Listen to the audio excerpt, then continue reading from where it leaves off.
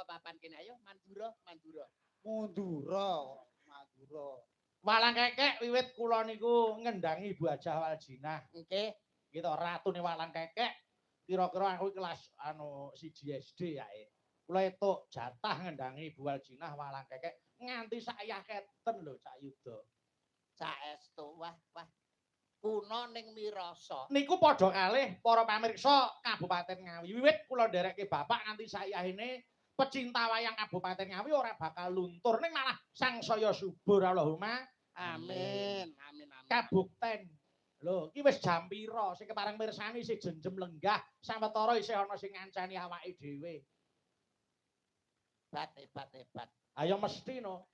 Sing jenenge wingi Ngawi nganti Banyuwangi niku nek nggon daerah nresnani wayang wo wis ora ana tandinge.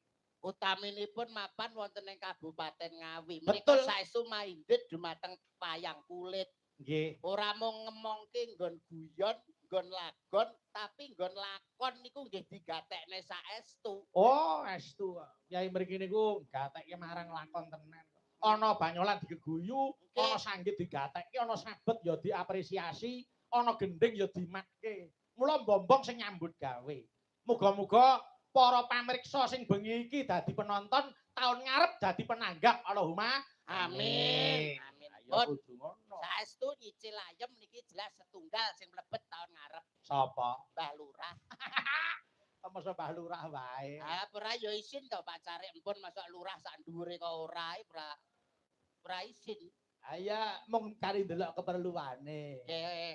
Mbok dalange sapa bakune wayang niku teng Ngawi tetep ngrembaka ngaten lho Mas Yuda. Saestu wong kesenian wayang kulit menika di samping tontonan kebak tatanan ugi wonten tuntunanipun. Tuntunan kuwi werna-werna. Leres. Ana ning nggon wayang niku tuntunan agama ya dilebokake. Nggih.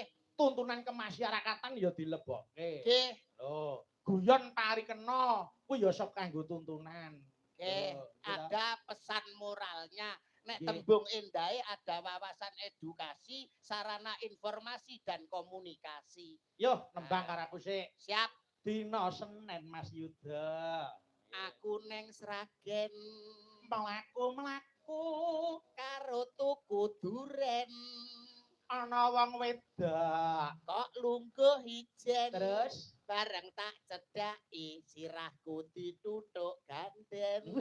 Penak pengen mesti pengen. Pengen. Lah dijak ora. Lah kono arep melu apa ora? Melu apa ora? Nek aku nu siap ae karek kono piye. Alah. Bang, Bisa ya gelem, bisa ya gelem. Ya karek kono lah.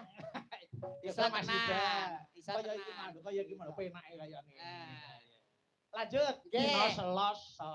Aku neng Solo Ayo kae. mlaku-mlaku Karo tuku nangka. enek cah wedok Rambute dawa. bareng tak cedhaki. Gombale mukia. Alah lah Oh, malah dingdong kebedaan. tak dong ning totang toding tak dong ning totang toding tak dong ning totang toding tak gintung Iya lah tenan. Apa iso bedake wong wedok karo gombal? Ah peteng mati Oh lampu. iya, wanci bengi kok ya. manci bengi. Rambute diure ra tau keramas nanti kaya gombal. Dina Rebu. Ayuda. Aku neng Solo Ya. mlaku-mlaku Karo tuku bakso. ana cah wedok ndol Lambine ijo. bareng tak cedhaki. Aku dikroyok coro. Dingdong tak dong ning totang toding tak dong ning totang toding tak dong ning totang toding tak gintung krek. Penak ndol. Enak.